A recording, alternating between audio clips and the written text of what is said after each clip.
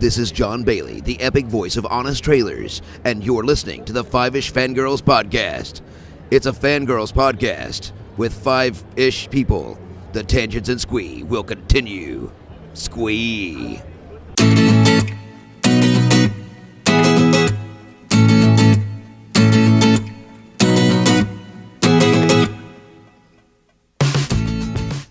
The tangents and squee continue all the way to episode 170 of the Five-ish Fangirls, and the truth may be out there, but sometimes I don't think I want to know the truth.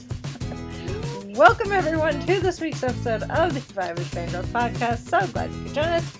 Let's start off like we do every week on the virtual table and see who's joined us this week. This is Brittany in Bethlehem. This is Holly from Wisconsin. And this is Rachel in Indianapolis, Indiana. Hello everyone. Hello. Depending on how long this show goes and how many technical issues we have.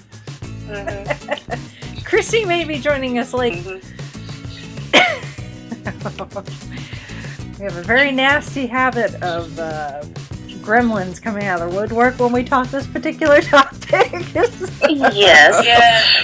Kind of already started. Already started, just a little bit, so let's just cross our fingers and, throw some holy water and hope that the consortium doesn't run.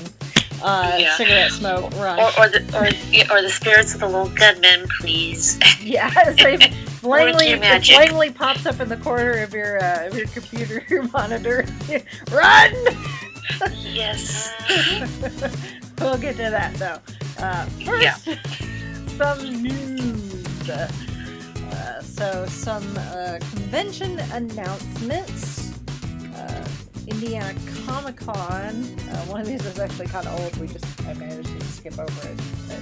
But, so Indiana Comic-Con has announced Sean Astin, which is a repeat from last year, and then he canceled. So hopefully he doesn't cancel again this year. I think we realized why he was canceled. Well, yes. Yeah. I guess we'll give him that's a good reason. Little something called Stranger Things Season 2. Yeah, Yep. Exactly. A little bit. Possibly, yes. It's kind of like that one time that Alex Kingston canceled it. What was it, Salt Lake Comic Con, because she had to do a Christmas special for Doctor Who? Yeah, I guess that's a good but yeah, Sean Astin, that's exciting. Especially now that, he's been on Stranger Things. Got that going for him. And then for any Xena Warrior Princess fans out there, Renee O'Connor played Gabrielle, Xena's right-hand gal. She will be making an appearance in Indiana Comic-Con. And then, this is serendipitous, I guess, considering our Star Wars discussion from a couple weeks ago. Timothy Zahn! Woohoo! So, that is apropos, so... I will give Indiana Comic-Con this. They do manage to get a good variety of guests that cover lots of fandoms. It's not just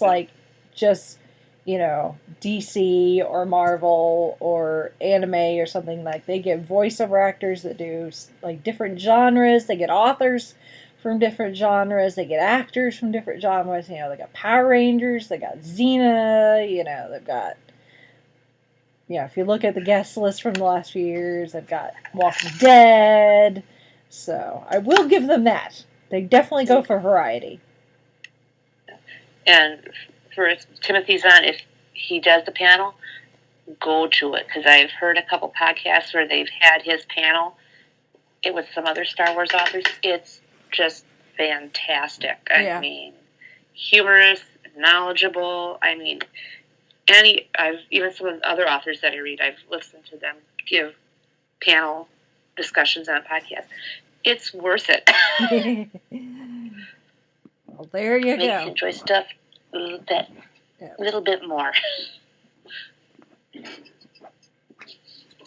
Well, if you were thinking of going to Indiana Comic-Con, there you go.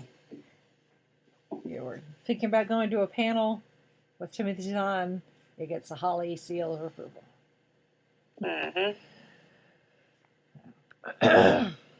All right. Let's move on to more award season. So we just had the Critics' Choice Awards.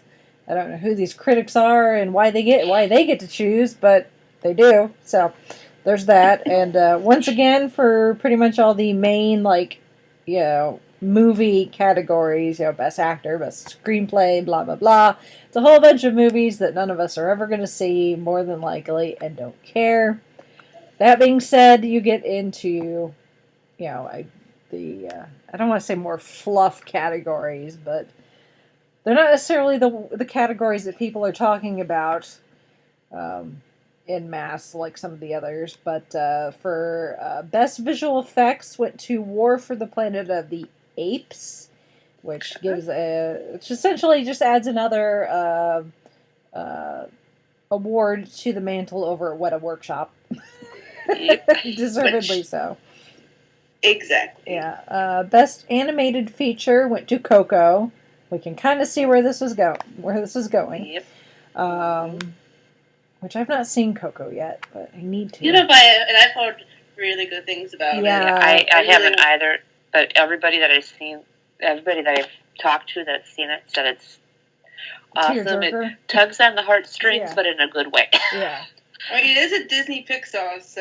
Yeah. And then Coco also won for Best Song. Which, again, I have not seen it, so I have no frame of reference here. But apparently this song is like, tugging at the heartstrings. And then with the Critics' Choice Awards, they actually have a category for Best Action Movie. It's very specific, but still, Best Action Movie. And that went to Wonder Woman, so yay. Yay. Finally, something that, we care about. And then the Critics' Choice is movies and television. And again, in television, a whole bunch of stuff that I don't watch. Probably never will. Whatever. But Best Supporting Actor in a Drama Series went to David Harbour for Stranger Things. Yay! So he got a nice award and then got to be in some girls' senior high school photos. Yeah. Been following That was a the cute interwebs.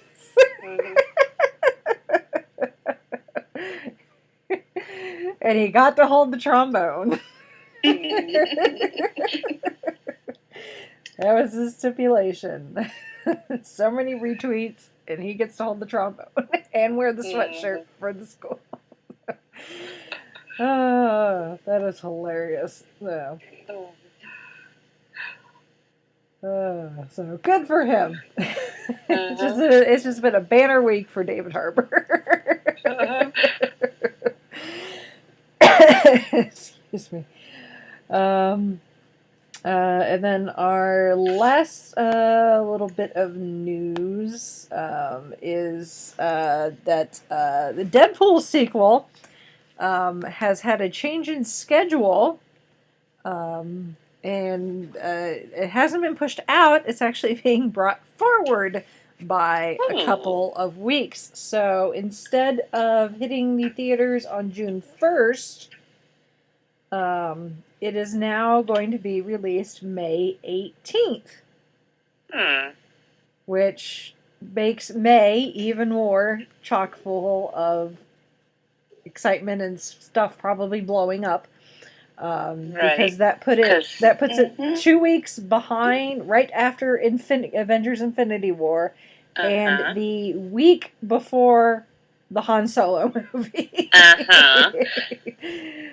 So maybe that's why it got moved up. Possibly. It's like I don't know if unless there's something coming out in June that they haven't told us about yet that's going to make us also lose our collective. I don't think I wouldn't mind. so. I never have anything come up near my birthday. Oh, barely. Yeah. Be nice. No, I'm not entirely sure what the logic is behind this, but I'm not going to look a gift horse in the mouth. No. I'm going to be at the movies quite often in May. Yeah, it's going to be very busy as far as movies are concerned, but I will take it. It's just like, okay, how much do I need to slip the movie person? This is my assigned seat for the next X number of weeks. Yeah. So,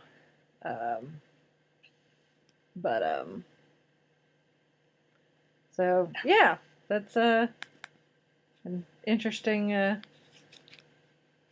guess, turn of events.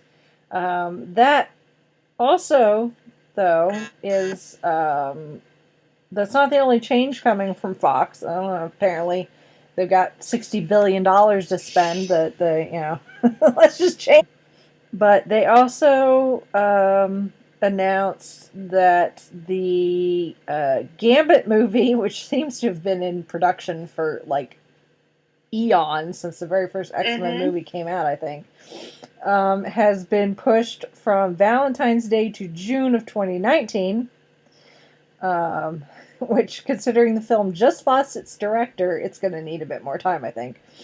This movie, it's like, it's at some point you maybe have to just quit. Like, obviously this movie does not want to be made.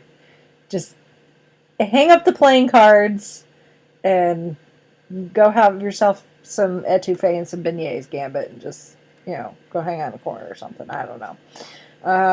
And then New Mutants has actually got pushed out to 2019. It was supposed to come out this year. And it got pushed out to February 22nd of 2019. So.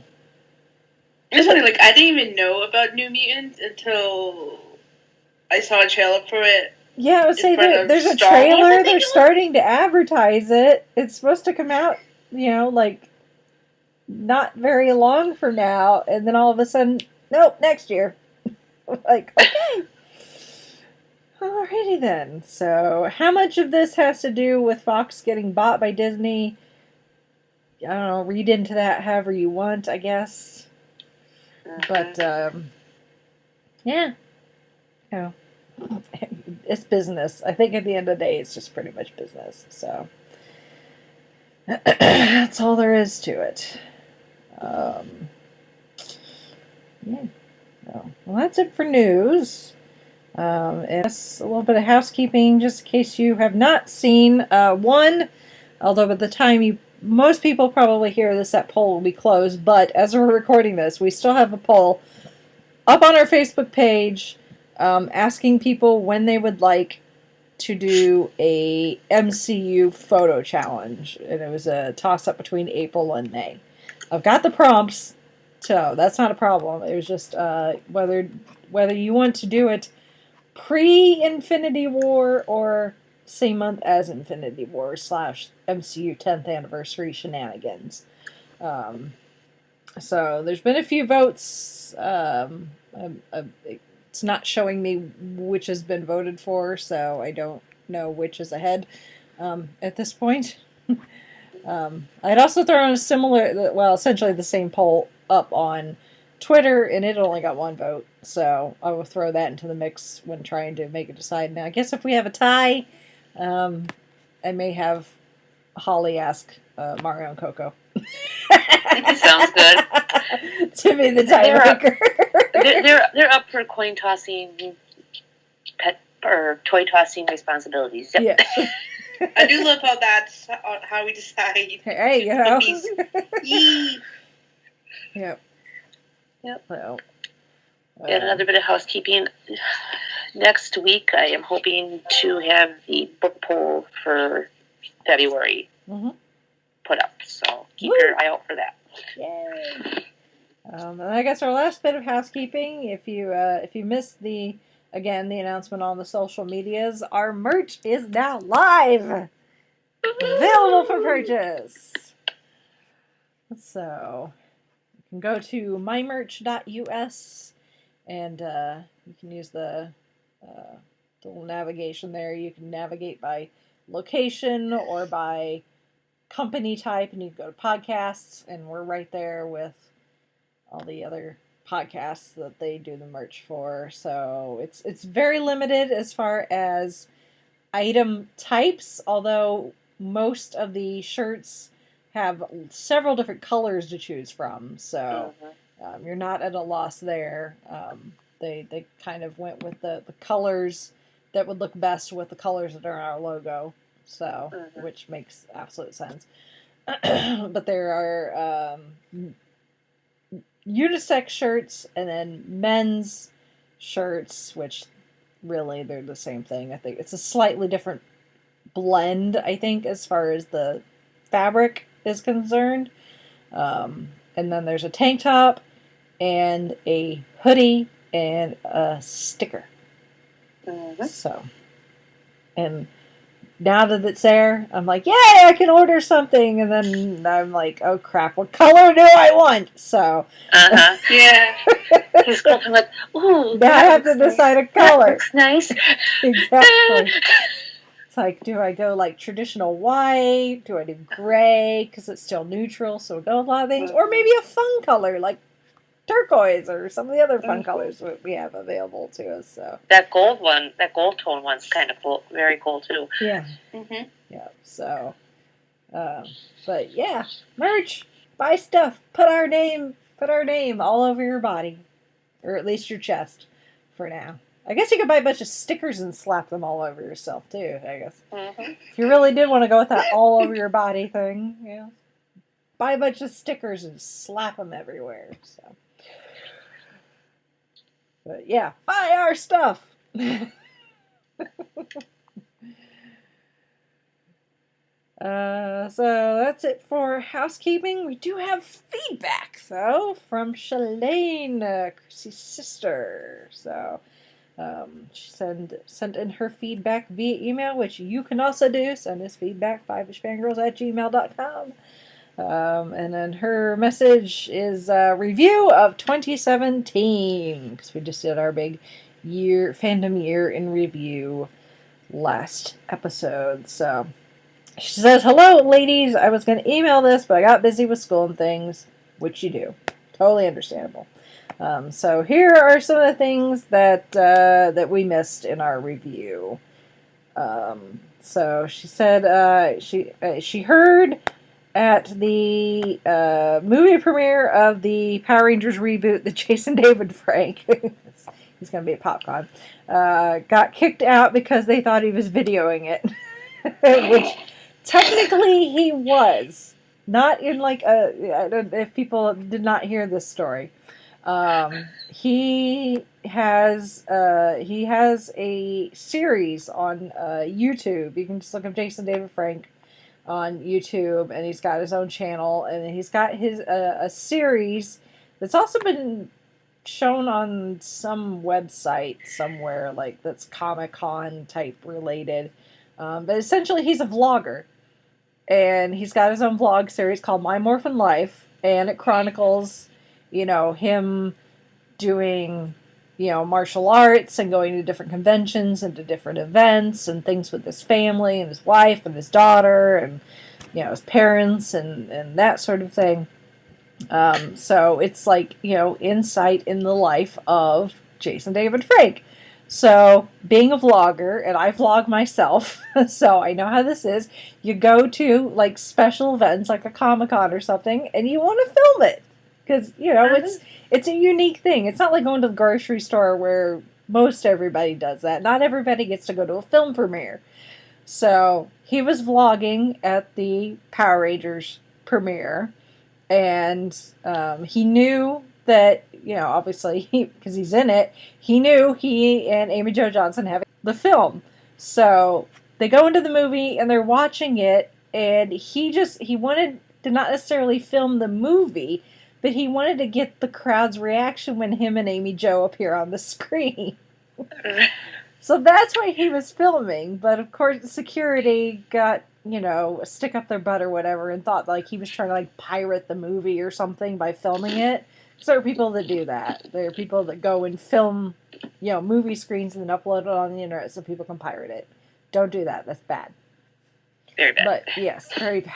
But he was just trying to get the crowd's reaction when, you get this OG Power Ranger cameo in this movie, because he thought, deservedly so, because we got a similar reaction when I went and saw the movie myself.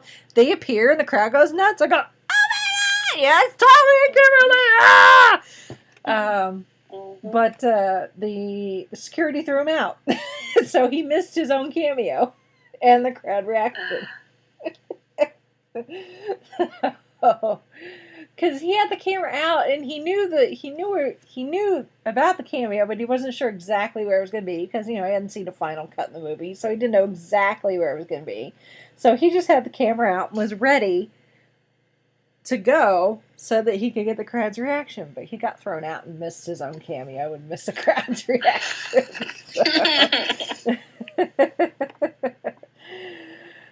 And he's got that vlog too, so you can go and watch that being vlog. 2020, you should have probably cleared it with the security people first. It's like, hey, yeah, because he's like, I'm in the movie. I just want to get the crowd's reaction. I'm not going to get the screen. Yeah. Yeah. Good, you might not have flipped out so much. Probably, but it's a hindsight thing. It's 2020, Yep. so but. Yeah, it's like after the fact, it's kind of funny, but at the time, he's like, he's like, I was so excited to get the reaction, and then I missed my own cameo.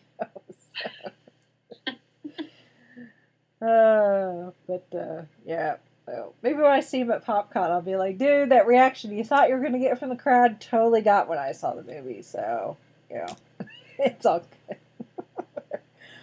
As if I remember what my own name is. She goes on. There's also been a rumor that a Black Widow movie is becoming official, which it depends on who you believe on that particular thing. I mean, people have been wanting a Black Widow movie for the longest time. I think a Black Widow movie would be awesome. Yes. But it hasn't happened yet. But supposedly there is now a script that is in like pre whatever the steps are. It's not quite pre-production, but like there's a script. It's got to go through editing phases and like I guess that how they figure out like budget, how much money they would need so they can pitch it to the studio and say, we've got the script, this is how much it's going to cost, this is how long it's going to take, that sort of thing. But the ball is rolling supposedly on a Black Widow movie. It's just moving kind of slowly, which, depending on how Natasha fares by the end of Avengers 4, we might finally get a Black Widow movie. So, but yeah, they probably I wouldn't mind seeing more Natasha on my screen. Well, yeah. But I will say, no offense whatsoever, but Scarlett Johansson's not getting any younger. I mean, she's still young compared to some of the other cast, but playing these types of heroes over and over again, doing these types of movies, it's hard on the body. There's a reason Robert Downey Jr. is probably getting ready to hang up the arc reactor, the Iron Man suit. This year will be 10 years. Yeah, I mean, he's been playing this character literally for 10 years. So, yeah. There's only so much stretching in that you can do to prevent aches and pains. Yeah. But after you hit a certain point, Yes, and I can totally attest for that. There are things that I did when I was younger and more fit and was able to do those things, and it was great.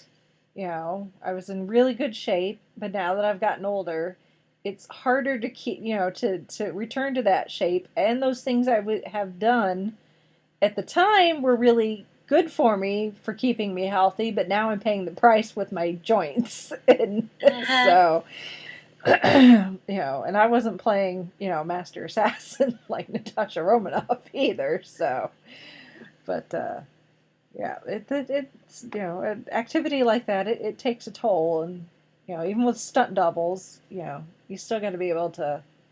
Not everyone can be Tom Cruise and do your own stunts at 50 or however old he is. So he's just a psycho. But anyway, glutton for punishment. Anyway, but yes, I would totally love to see a Black Widow, especially because we've already got some of the mythology of the of the program that she went through. We got Agent Carter. Yes. Go and watch season 2 of Agent Carter. Yeah, I believe it was 2. Season 2 of Agent Carter, and that'll tell you a lot you need to know about Natasha's origins, or at least the program that she went through. It's not pretty, but anyway. Let's see. She continues. For The Last Jedi, I thought it was amazing. Which, yes, we agree. It was pretty amazing. She says she really loved Rey and Ben fighting against the Red Guard, which, that was pretty awesome. That was probably one of the best scenes in the movie. As she said, The Last Jedi to me was like a space Karate Kid, which, those scenes with the where, even in the first trailer, where it's like you got Rey off in the distance, with the rocks and the ocean from the island, and she's swinging on the lightsaber, and Luke's standing there. It is a bit Space Karate Kids, so yeah. With Luke being a little more grumpier, Mr. Miyagi. Yeah, just a little. She said, last thing when you guys said it was the same story as original, meaning Star Wars, because it tends to repeat itself. She said that she has heard that the Arrow TV series does something similar where it tends to repeat itself, which I gave up on Arrow. I'm sorry. She is kind of right, because there's some cyclical stuff that kind of comes back. I'm like, okay, yeah, but I mean, it makes sense, and but it does kind of goes up a level. Yeah, but it wasn't necessarily that the overall story was repeating itself, but just Oliver became just a broken record, and that too. The brooding hero who thinks everything is his fault and his responsibility, and he can't trust anyone. He's got to keep everyone safe. It's like, no. He's starting to get better slightly. Yeah. Well, once he breaks that habit completely, maybe I'll come back. But I always felt like I needed to take like a Xanax after watching episodes of Arrow, just because it's so depressing. So depressing. It's like, Oliver, come on. Happy face. Come on. Chin up. Cheeks. Smile. It's good. It's all good. You've got friends that love you. You've got bazillion dollars in the bank. Anyway. Excuse me. But yeah. That's the end of Shalane's feedback. But thank you, Shalane, for sending in that feedback. We appreciate it. All right. Well, let's move on to this week's topic. We are heading down to the basement. Yeah. Watch out for any falling pencils from the ceiling tiles. Yeah, it's funny. I think I said this to Chauncey, but it was just kind of because he happened to be in the room. I don't know if he actually really cared what I was saying, but it was just after watching last week's episode, I was like, for a show that, I really wasn't that attached to when it was on in its heyday, they have sure found a way to make me care. Even after all of these years.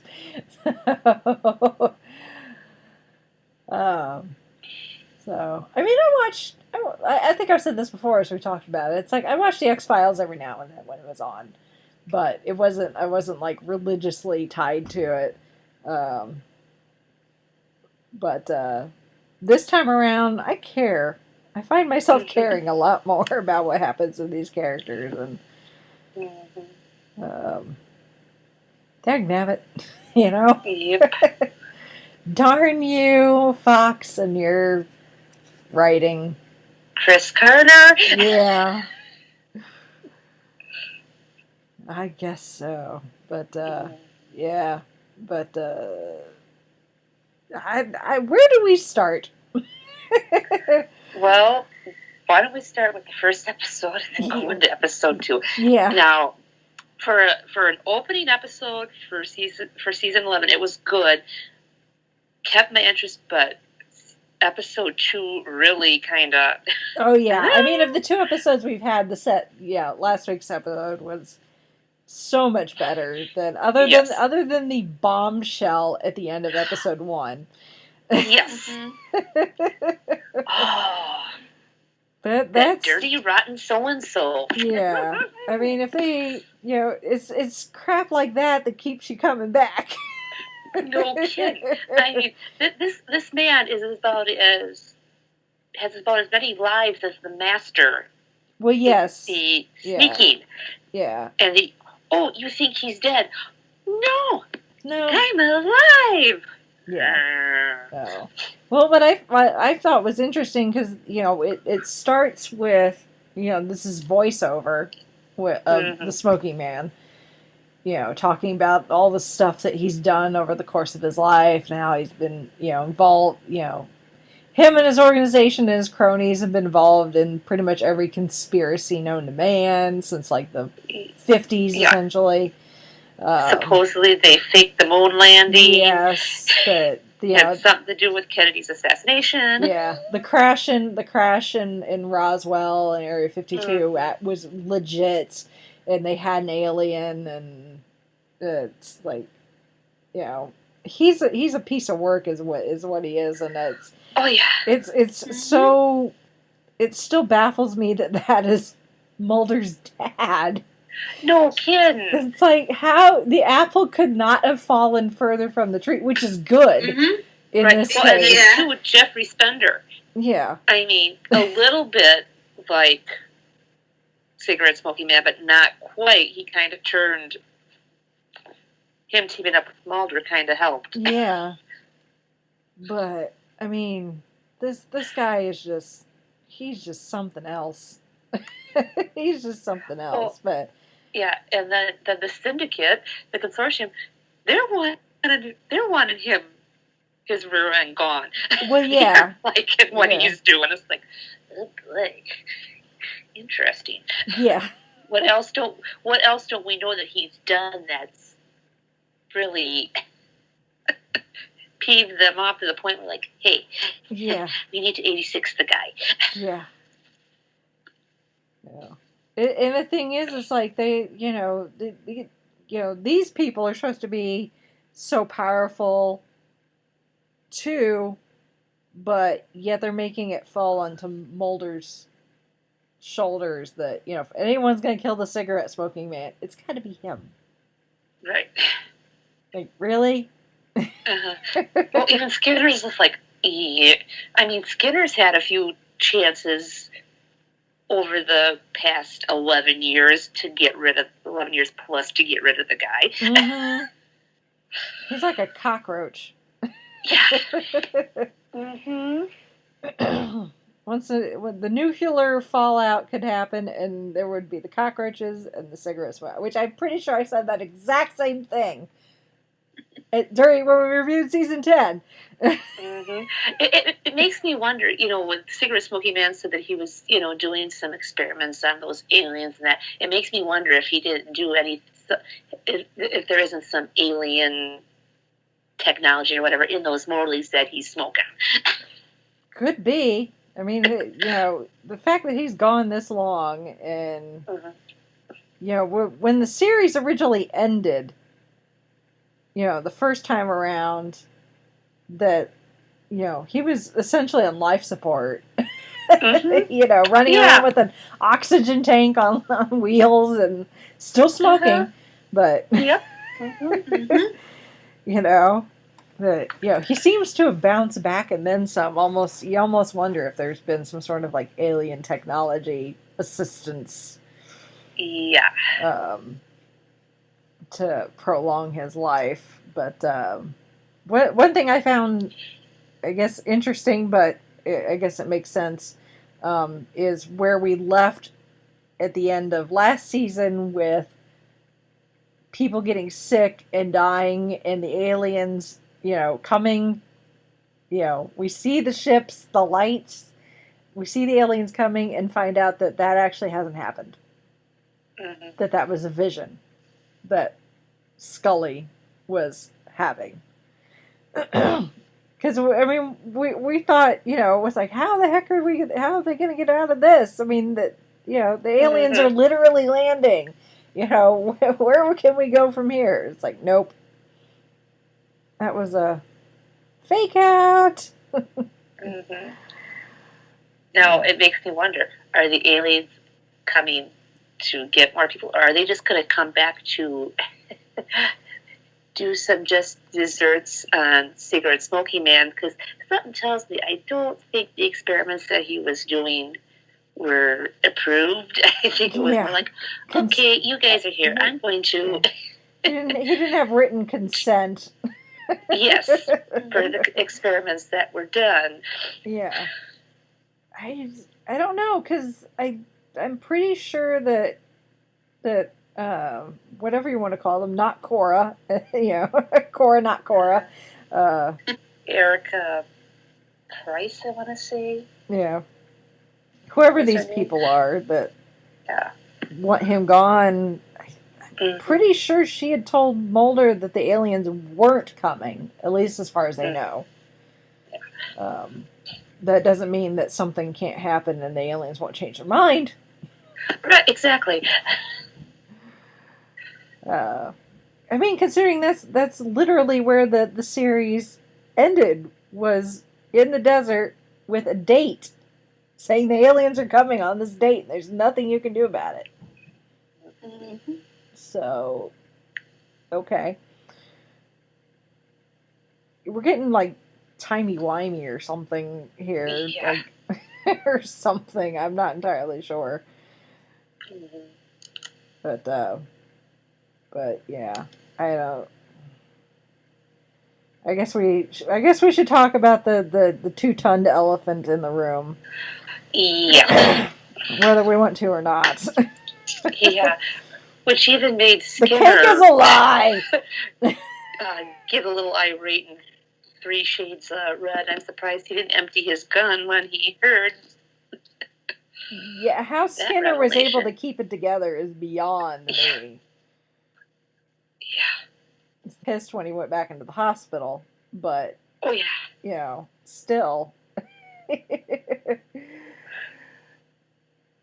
but yeah, supposedly, because you can't take anything that Mulder's father says. You can take everything with very large pinches of salt. Yes. But supposedly, Mulder is not the father. I sound like Maury Povich. Yeah, exactly. Fox Mulder, you are not the father. to William. Supposedly, the cigarette smoking man is William's father. Which that's all sorts of wrong. Yes. On the even if they weren't related, that's just icky in itself. But the fact that if he's telling the truth, that means that technically William is not Fox's son; he's his half brother. And he's been sleeping with the mother of his half-brother. Hey. It's like something out of Maury Povich or Jerry Springer. Yeah. Or even the Twisted Family Tree from Once Upon a Time get together and have Thanksgiving. Yeah. Ranks right up there. Kind of. Mm-hmm. Although it's not quite Once Upon a Time levels, but it's... actually, I think Once Upon a Time is slightly better. Yeah.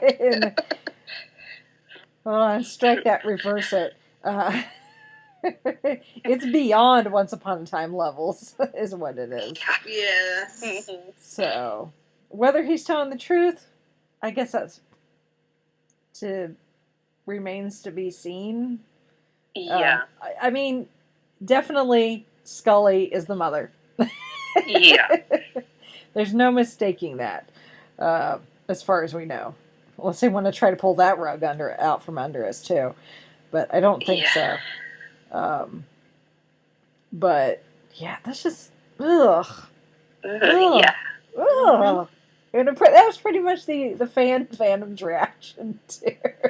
Yeah. I shared this article. Much, yeah. I shared this article with Holly. It's like fan reactions after X-Files bomb, and everyone's just like, "Ew." Uh-huh. How can you do this? Although the interview with Chris Carter. Chris Carter, after the fact, was slightly interesting though, because he's at the moment he's leaving the quote unquote term father as ambiguous. You know, that doesn't necessarily mean biology. There may have been, some other assistants, probably alien. Definitely alien. There was definitely something alien involved. But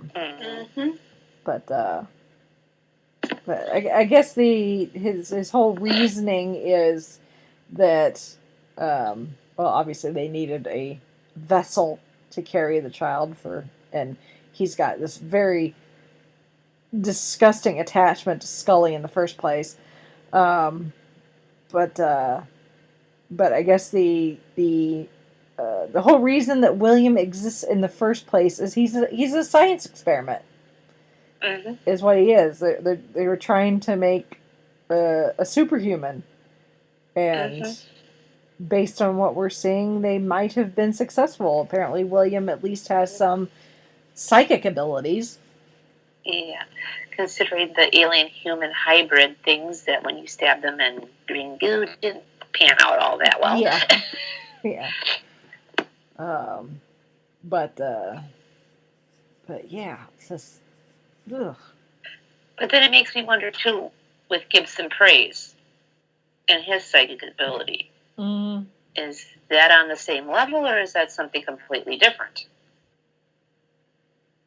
I guess we'll have to wait and see. Yeah, that's something that came to my mind. Yeah, because I mean, we've gotten glimpses of William, but beyond that, he's still just kind of this floating over here. William, son of Scully, at least, definitely right. Son of TBD.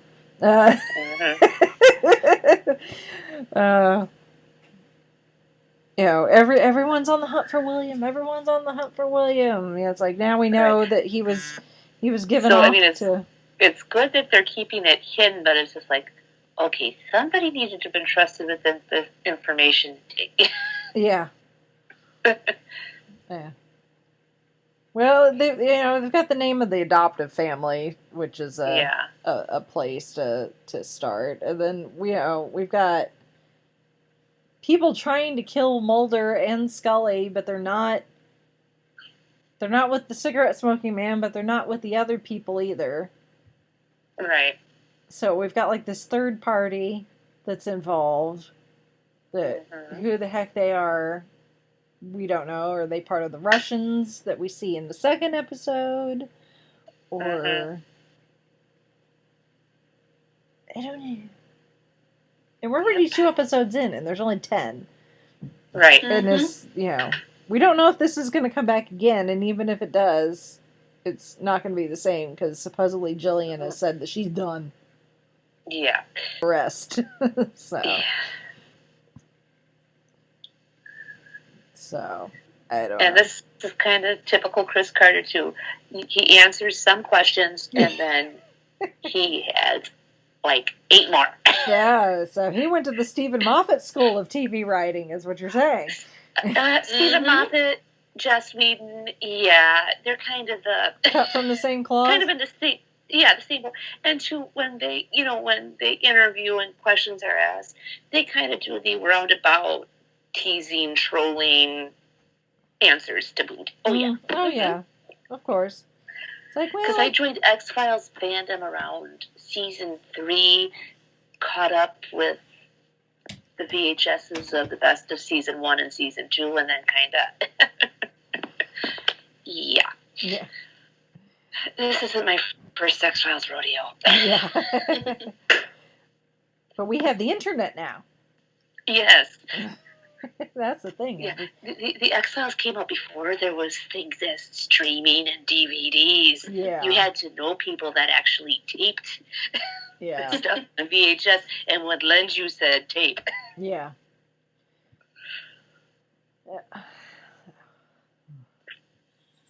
But, yeah, that was episode 1. It was just a lot of... Yeah. It was a lot of Scully in and out of the hospital. Yep. And then the thing, too, is Mulder going to become very ill with that one virus. Well, at this point, the virus has not been released out into the public. Right. As far as we know, the cigarette smoking man has got, the vial, and it's until it gets released, we don't know if Mulder actually could potentially become a victim or not. Again, it's one of those things. Let's just wait and see. Maybe we'll get answers, maybe not. But yeah, I mean, as far as opening episodes, it was okay.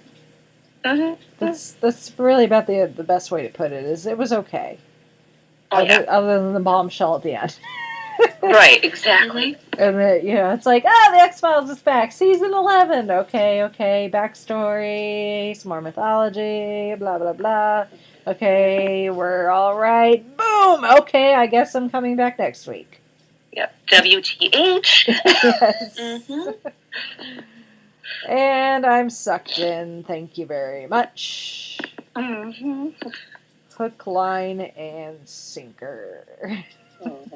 So. Speaking of week 2, last week's episode was so much better. Yes. So much better. I mean, it was kind of funny because I've been behind on catching up on my podcast because of over Christmas I was spending time socializing with family, so there wasn't a lot of time to, just sit around and listen to podcasts. So I've been slightly behind.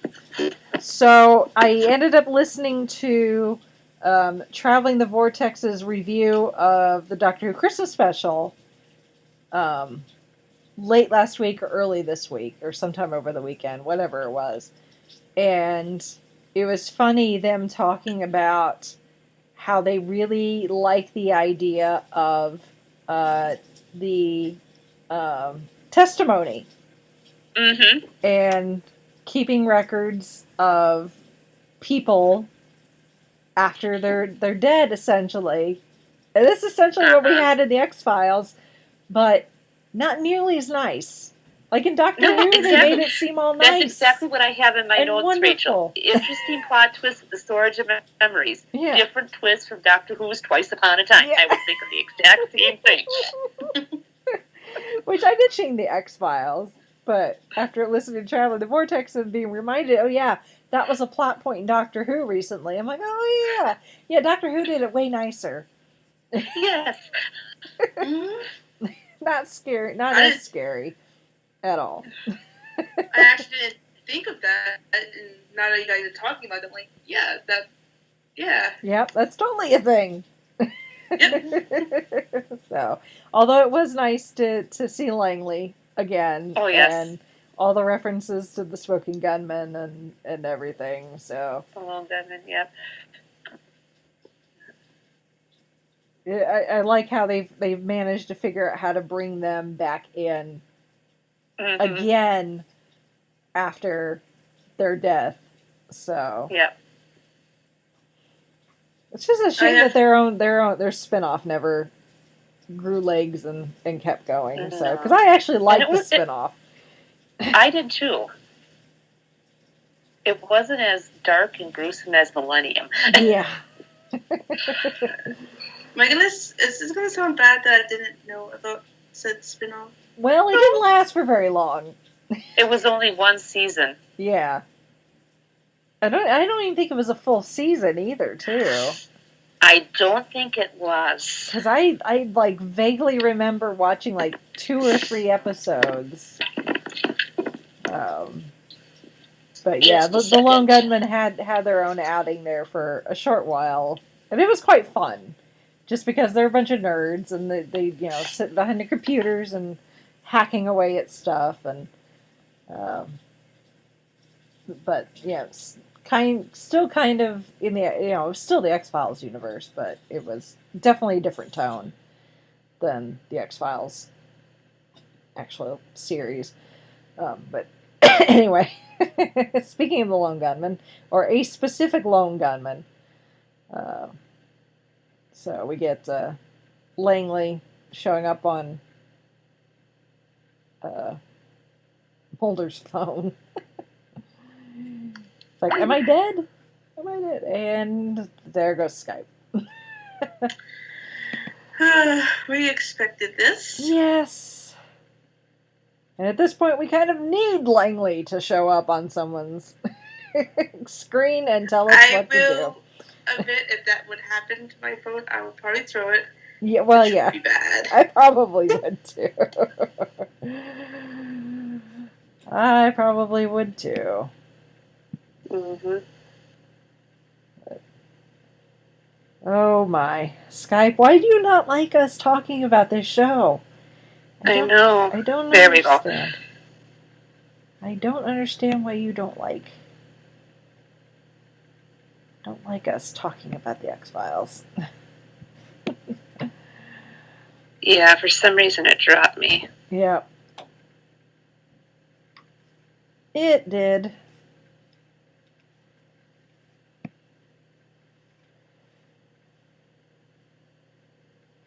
Unfortunately, we do not have the Lone Gunman to get us out of a technology pickle. No. But no, I like the premise of this, even if it is way more scarier than the way Doctor Who did it. Yeah, this idea that people agree to have their consciousness essentially uploaded to this cloud that will be the afterlife, and you can essentially live on, but you're not necessarily aware that you're dead and in the afterlife, or this fabricated afterlife, except for Langley, because Langley being Langley, he's figured it out because he's smarter than everyone else. And he's in trouble because he figured it out. Yes. Because even in the afterlife, he can't avoid getting into trouble. But instead of it, being, this place where you can live on and be with your family and your loved ones, that they're actually using like the combined intelligence of all these people, and of course it's the Russians, because we got to be topical, I guess. Mm-hmm. Yeah. certain things that are being discussed in the climate at the moment. That the Russians are using it to do. I don't think they really got necessarily very specific on what they were trying to do. It's just it's bad. They're using it for nefarious things, but they're obviously there's all these people that aren't necessarily anybody, but Langley did name drop people like Steve Jobs, and folks like that are uber smart, that, essentially they're tapping into their combined knowledge as kind of a supercomputer to do very bad things. Yeah. Very, very bad things. So. Well, and then to all these shootouts, and do you think we should call Skinner? We haven't checked in with him in a couple of weeks. We don't know what side he's on. Yeah. Well, considering that, the cigarette smoking man came to Skinner. Yeah. And essentially gave him almost an ultimatum. Mm-hmm. Yeah. Oh, yeah. But I think if it comes down to, with all the crap that the cigarette smoking man and that has put Skinner through, at the end of the day, I think he'd be behind Mulder and Scully no matter... Yeah. No matter what, it's like, yeah, these two are my agents, my pseudo kids. You Yeah. aren't harming them. Yeah. Yeah. That and he thinks that, when it comes down to it, that Scully is going to go with him over Mulder because he's supposedly William's father. He's also got another thing coming to him, I think. Oh, yeah. So it's I like, think she Scully would doesn't shoot love you. CSM first and go with Mulder. Yeah. It's like, she doesn't love you. She's never going to love you, whether you're the No. The DNA, the other half of William's DNA or not. She's not. Yeah. She's not going to side with you. No. And considering how many times you've tried to set things in motion to either kill Mulder or kill Scully herself, Yeah. wind up killing her sister, I don't think it's going to happen. Yeah. He's got another. Yeah. He's got another thing coming to him. So. To paraphrase a certain Jedi Master, this isn't going to happen. This is not going to go the way you think. The way you think. Exactly. Exactly. Exactly. So. But yeah, the second episode was definitely, more entertaining. And I was definitely laughing more. yeah. Mm-hmm. Yeah. And some of it was, it was funny because it actually, was funny and then some of it was just kind of you almost have to laugh to avoid being completely stressed out. Like when they were in the diner, Yes. and Scully's asleep, and then the waiter sets down like their food and drinks, and she jumps like 20 feet in the air and like pulls out her gun, and the waiter's like, "What the F?" Yeah. Birthday. And then Mulder with his Adorbs. adorbs, yeah. Yeah. I laughed so hard with them. I was not expecting that. Yeah. Well, too, when they were right after the first shootout at Mulder's place, Mulder hides his phone in an oven mitt. Scully tosses him a sandwich bag, and she goes right for the oven mitt with the phone. It's like, I could see Mulder's point that it would be better to hide it. They take the cell phone, Yeah. and do their own run on it instead of the. Whoever these Instead of the yahoos viewer. are, yeah. So, I like the running gag too throughout the episode where like they did have a shootout, at Mulder's place, or the shootout at the school later, and Scully's like, "That's evidence." Yeah. No, he's evidence. He's evidence. Well, and then too, the use of the Warm California Sun song. Yeah. Oh, yeah. Just awesome. Both the original and then a cover. Yeah.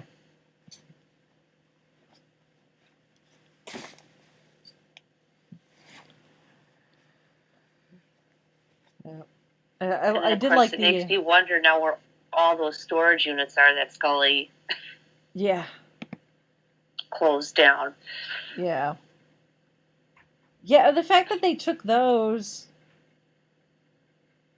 yet Langley at the end was talking about there's a backup.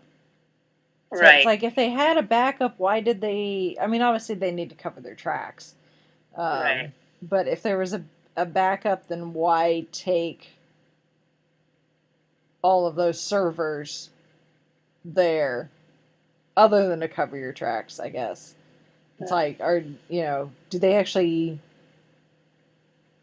I guess it, if they come across the opportunity to, if they hook those back up, if they can be, and get it up and running again, then they'd have to shut those down again and probably destroy them. But also know that there's a secondary backup that would need to be shut down as well. So, but it was just kind of like, it'd be one thing, if they got shut down, they can't be turned on again, so they left them because they're useless to them. I could kind of maybe see that, but again, that would be leaving evidence behind too. So, so I also like their act needing to go through the tunnels. Oh yeah. Yeah, and Scully just manhandling Mulder. Yeah. And that one young agent thinking, "Oh yeah, Scully's gonna fall for my pickup game." No, don't think so. Like, try again another time. Well, and then too, I was a little surprised that Skinner kind of let the X-Files be scanned. I have a feeling he didn't have much of a choice. Yeah. It was either that or lose everything completely. Mm-hmm. So, it's like, have it scanned and therefore accessible by a whole bunch of people that really shouldn't have access to it, or lose everything. So, it's like... Yeah. Lesser of two evils, I guess. Yeah.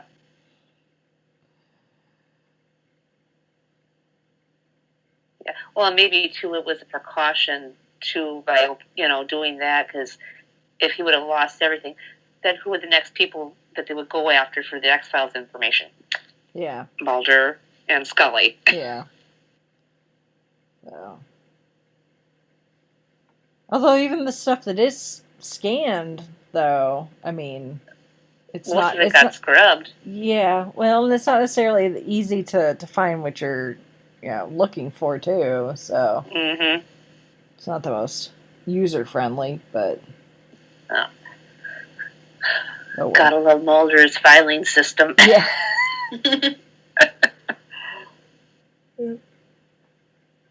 Well, they did have to get with the digital age eventually, so even if the X-Files had never really been shut down, I think they would have had to go electronic anyway. Yeah. Very dated. Yeah. So, now we've got the X-Files are scanned, not up on the cloud. You've got folks with smartphones and that sort of thing.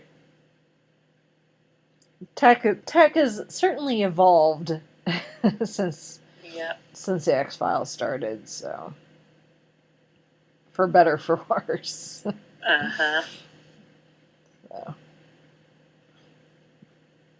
But hey, it would have been a lot harder for Langley to contact them if they didn't have a smartphone with a ability to put like video up on it. So exactly.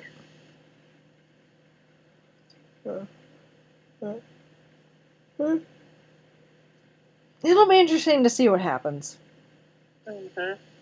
So, but it's on Fox, obviously. Yeah. They're not letting that property go.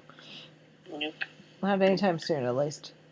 It's on Wednesday nights at 8. Yes. Yes. Yep. 8, 7 Central. Yep. 8, 7 Central. So you can can catch it. It's only 10 episodes. We determined that before we started recording. It's like, how many episodes is it? The schedule may be a bit wonky depending on what resource I guess you look at. It may not be 10 episodes right down the line, boom, boom, boom, boom, which, again, I don't know what could be preempting on Fox on a Wednesday night, but who knows? In February, of all things. Yeah. I mean, because there's not really sports or anything on a Wednesday night, and not on Fox. It's like, the Super Bowl's on a Sunday, the Olympics aren't on Fox, they're on NBC, so... But it looks like there may be some disruption but not nearly as bad as last time, I don't think. Hopefully, they learned their lesson from last season, as far as the flow of episodes, to put it mildly. Oh. Yeah, we'll see. We'll see what happens. We'll see how it ends up. If they leave us with another cliffhanger, or they wrap up everything nicely in a bow, or probably not. No. I'm guessing no. They'll probably leave it nicely tied up enough that if it never comes back again, it would be okay. Right. But not so much that it's like everyone lives happily ever after, so... Because will it come back? Who knows? If it does come back, it will be missing at least one of the main cast, so... Which, if you believe what's being said on the interwebs, Jillian's just, like, leaving everything that she's involved in. Like, supposedly she said she's done with the X-Files after this. Supposedly she doesn't want to come back for American Gods. I don't know if she needs to go on a hiatus or a very long vacation or what. But... And considering, I mean, I read the American Gods novel, and I think her character's slightly a little more involved for a little bit longer in American Gods. I don't know. I haven't watched that yet, so it's on the list. It's not bad. It's decent. Yeah, I almost picked up the book. But the book, because it does follow the book, but then it does take a little bit of a different offshoot. Yeah, but not bad. I mean, they're both good in their own right. So you could read the book and watch the show and get enjoyment out of both. Okay, that's good. Just kind of like with Outlander, you don't need to read the Outlander series of books to understand the show, but if you do both, I mean, there's some little creative differences, edits here and there, but they're both as enjoyable. Okay. Yeah. Good to know. Yeah. So anytime you start getting into book adaptations, it's like, especially if you're not familiar with either. Right. And if you're not familiar with the source material, it's like, do I read the book or do I watch the show? Right. And I think with American Gods also being the star show, they did consult Neil Gaiman. Yes. A little bit, so that even helps too. Yeah. I think I saw his posts where he was involved somewhat, so. Yeah. Because I know another one of his books with Terry Pratchett, Angels and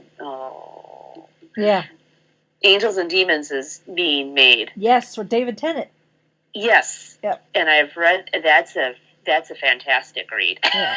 So I can't wait to see how that gets put out on I know who Neil Gaiman is, and I've heard such good things about his stuff, but I just haven't read any of it, and I'm not sure exactly where to start, but that's probably a conversation for another time.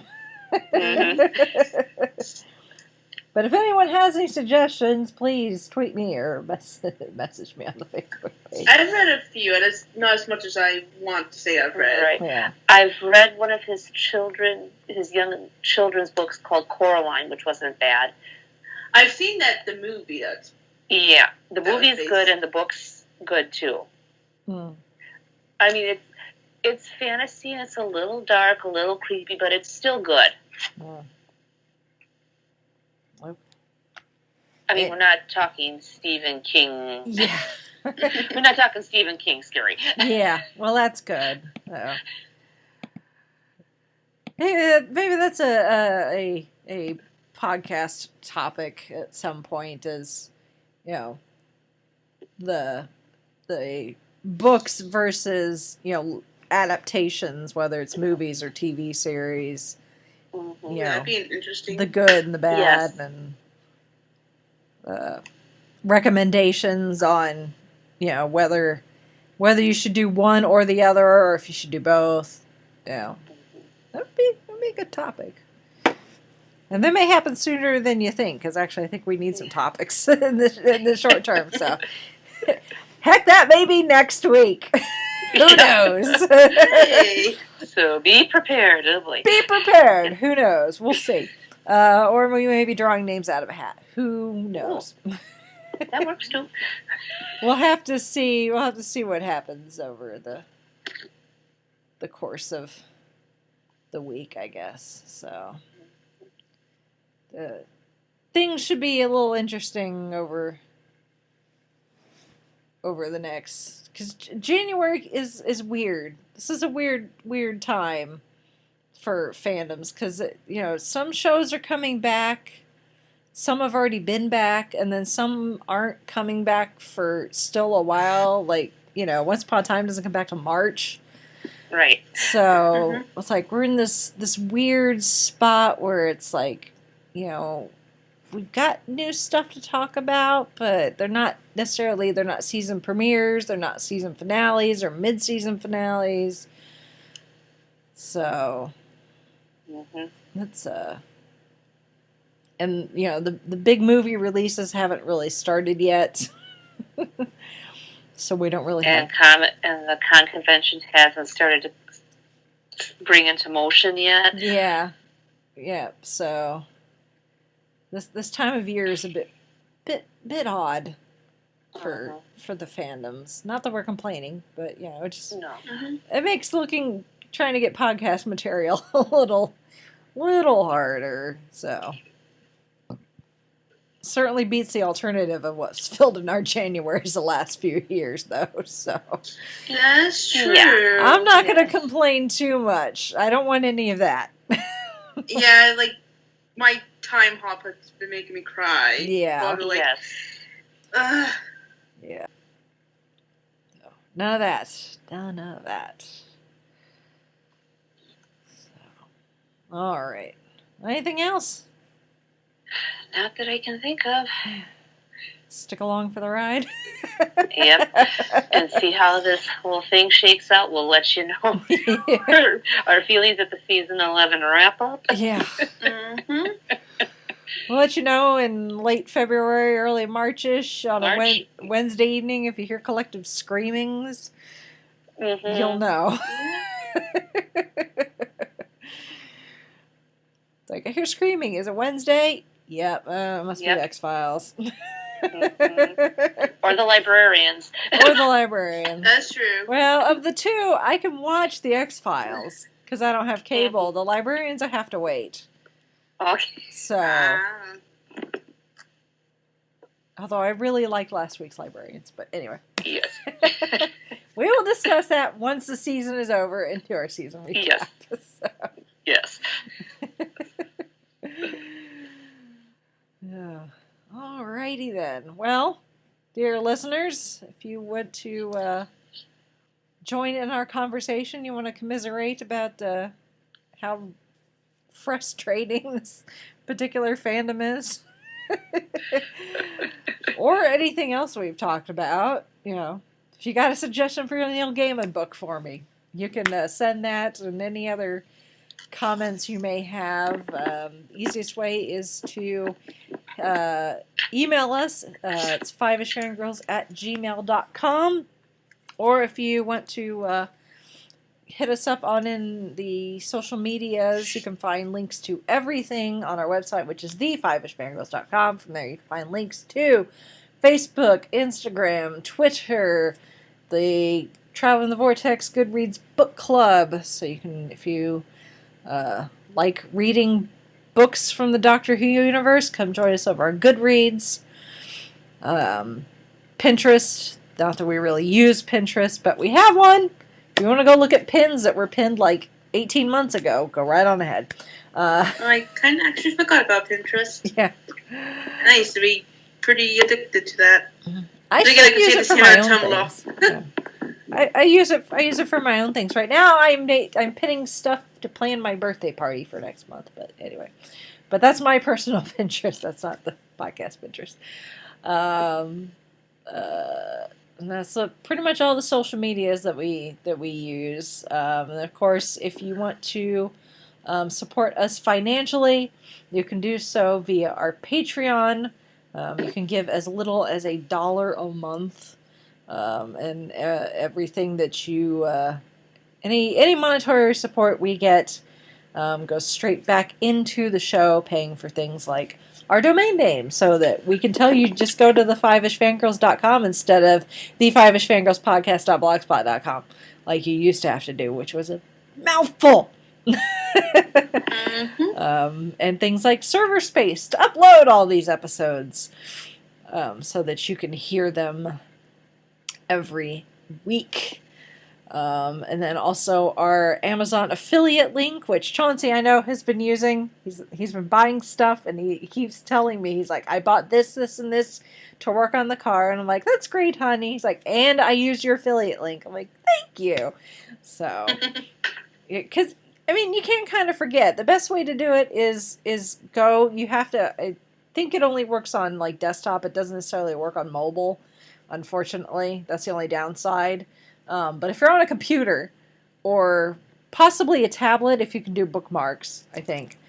But just click on our link from our website. It's on the left-hand side, or if you go to the Support Us page on our website, you can do that too. And it'll have the link, and it showed, especially on the Support Us page, exactly what the link should look like. It's going to be Amazon.com, and then a whole bunch of gobbledygook, and towards the end, it's going to say 5ish in the URL. If it says that, then you're good. So the best way you can do that is bookmark that. Just bookmark it, title it Amazon, and so when you know you need to buy something from Amazon, just click on your little bookmark and then shop like normal, and that will take care of it. As long as you don't close your browser or back out of it, you should be fine. Even if you have to sign in, for whatever reason, if you're not signed in, it should still work. I think. Don't quote me on that, but it should still work. I guess make sure you're signed in to Amazon, and then use that link if push comes to shove. But then you can buy whatever. So new windshield wiper blades for your car, from toilet paper to new socks, whatever. It all counts, and we just get a small kickback from Amazon, and it doesn't cost you any more. You can still use Amazon Prime. Get that free 2-day delivery if you want. It's all good. And Amazon is like, hey, we've got a decent enough margin on this. Here's a couple of pennies, because someone bought, windshield wiper fluid, and we're like, thanks.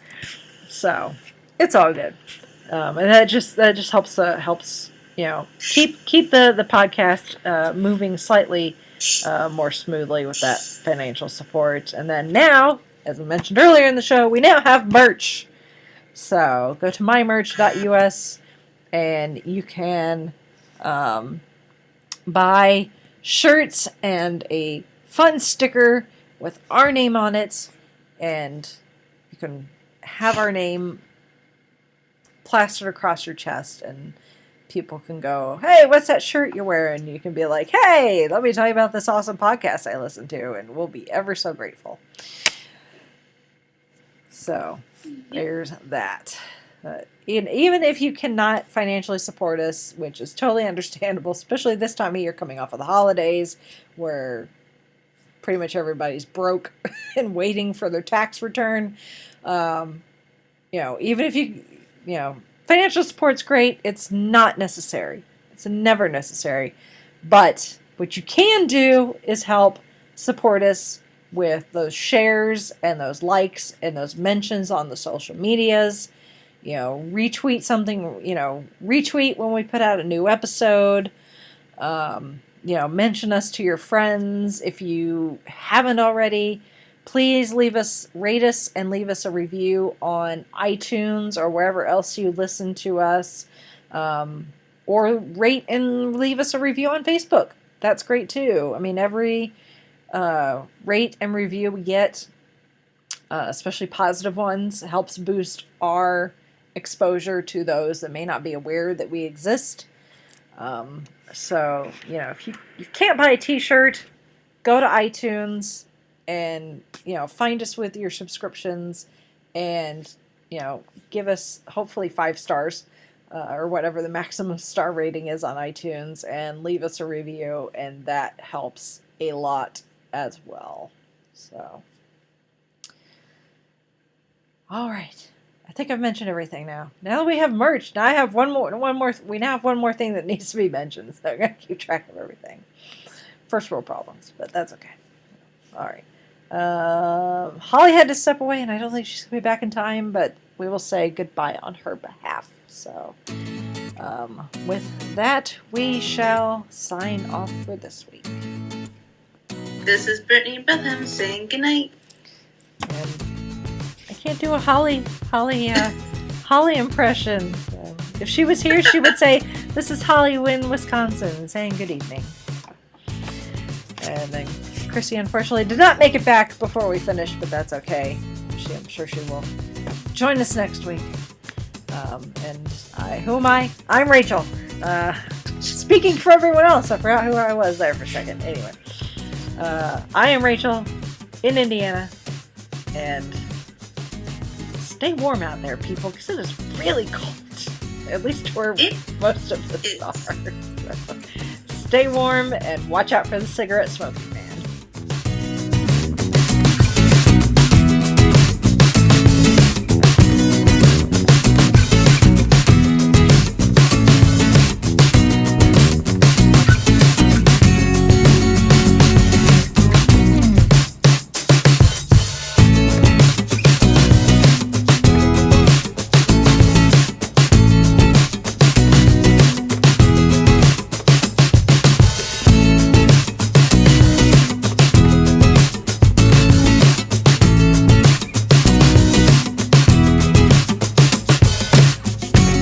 You have been listening to the 5-ish Fangirls podcast. Any and all movies, books, games, and other forms of media mentioned are owned and operated by the respective copyright holders. No copyright infringement is intended or implied.